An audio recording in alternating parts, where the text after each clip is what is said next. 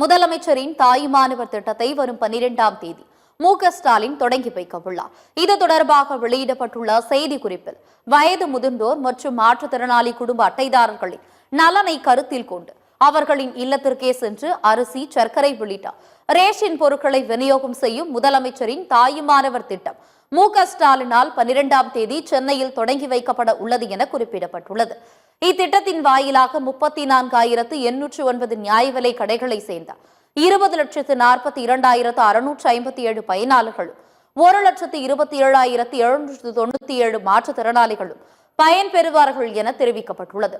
ஒவ்வொரு மாதமும் 2வது சனி மற்றும் ஞாயிற்றுக்கிழமைகளும் இத்திட்டம் செயல்படுத்தப்படும் என்றும் இத்திட்டத்தில் பயன்பெற தகுதியுள்ள குடும்ப அட்டைகள் மற்றும் பயனாளர்களின் விவரம் உணவுப் பொருள் வழங்கல் மற்றும் நுகர்வோர் பாதுகாப்பு துறையிடமிருந்து பெறப்பட்டு கள அலுவலர்களுக்கு அனுப்பப்பட்டுள்ளது என கூறப்பட்டுள்ளது. நலம் காக்கும் ஸ்டாலின் கட்டணமில்லா மருத்துவ சேவைகள். உங்கள் குடும்பத்தின் நலன் அரசின் பொறுப்பு.